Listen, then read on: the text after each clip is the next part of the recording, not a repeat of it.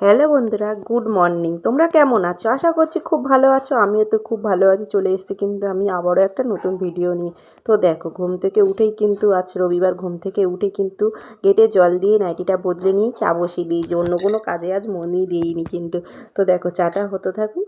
চলো, এবার চাটা হয়ে গেলে আমরা খাবো। তো চা নিয়ে চলে এসেছি বন্ধুরা। তো বরমশাই শুয়ে আছে, আমিও চা নিয়ে চলে এসেছি। দুজন মিলে এখন চা খাবো। আর ছেলের আজ পড়া ছিল, পড়তে গেছে। তো রবিবার মানে একটু ভালো কিছু খাওয়া দাওয়ার আশা করে থাকি। তো এই দেখো, সকালবেলা কিন্তু লুচি বানিয়ে নিয়েছি, একদম ফুলকো ফুলকো লুচি। আর ছেলেকেও দিয়ে দিয়েছিলাম খেতে, ছেলেও খাচ্ছে। আর আমরাও এদিকে খেতে শুরু করে দিয়েছি। প্রত্যেক দিনই তো ভালো খাওয়া দাওয়া হয়, কিন্তু রবিবারটা যেন মনে হয়েছে আরও ভালো বেশি কিছু খাবো।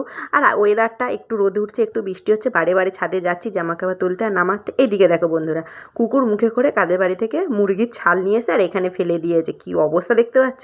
তো কোথা থেকে নিয়ে এসে জানি না। তারপরে কিন্তু বরমশাই বাজার নিয়ে চলে এসেছে, আলু, পেঁয়াজ, আর এদিকে লেবু, আর এইদিকে এই যে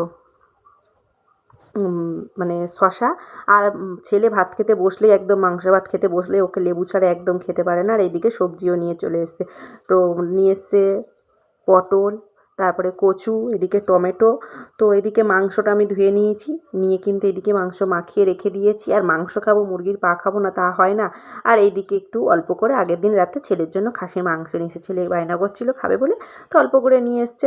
কেননা আমি খাই না খাসির মাংস, আর বরমশাই এক পিস হয়তো ছেলের থেকে খাবে। আর মুরগির মাংস নিয়ে এসছে, সবাই মিলে খাবে। আর এইদিকে গাছে দেখো বন্ধুরা, তো ফুল গাছে দেখতে পাচ্ছ বন্ধুরা, জোঁক দেখো। তো আমাদের এখানে জোঁকটা কিন্তু কখনো যাবে না, সারাক্ষণই মনে থেকে যাবে। ভালো করে দেখলে হয়তো বুঝতে পারবে তোমরা। তো জায়গাটার জোঁক কিন্তু এখানে দুটো আছে, একটা জোঁক কিন্তু একটু একটু দেখা যাচ্ছে। তো আমাদের এখানে পুরো ঘরের সামনেটায় যতই রাব ঢালাই করে দিই না কেন, তো কুকুরগুলো আসে, কুকুরের গা থেকে সব জোঁকগুলো চলে আসে এখানে। রান্না করতে করতে গেছে কারেন্টটা, একদম লোডশেডিং, অন্ধকারেই রান্না করতে হচ্ছে।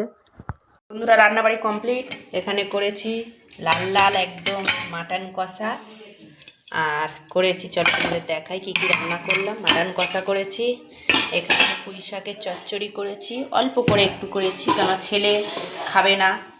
আর এখানে করেছি চিকেন কষা, ঝাল ঝাল লাল লাল। আর এখানে স্যালাড কেটেছি। আর এখানে আছে দই। এটা হচ্ছে কালকে আমি স্কুল দিয়ে আসার পর থেকে কিনে নিয়ে এসেছি। তো গাড়ি করে যাই, বলছিল নবদ্বীপের টাটকা দই। তো দইটা খেয়ে দেখবো কেমন খেতে। তো এখানে ছেলের খাবার পাবো বলে থালা নিয়ে নিয়েছি। জিরে রাইস, ছেলে তো খাবে না জিরে রাইস, সেই জন্য ছেলের জন্য ভাত করতে হলো।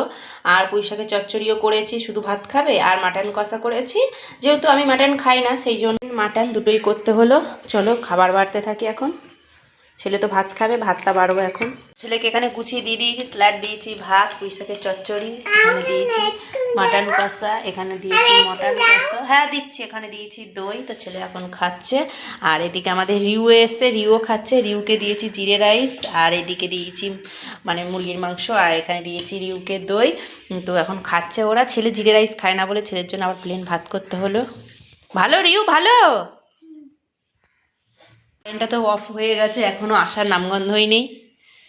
বন্ধুরা চলো তোমাদেরকে একটা জিনিস দেখাই। দেখো, আমাদের ঘরের পেছনে দু একটা বাড়ির পরে এই যে বাড়িটা, ছাদের ওপরে পদ্ম ফুলের গাছ লাগিয়েছিল। তো পদ্ম ফুলটা এত সুন্দর লাগছে, আমি আর ভিডিও না করে থাকতে পারলাম না। দেখো বন্ধুরা, ওদের ছাদে একটাই কিন্তু পদ্ম ফুল হয়েছে।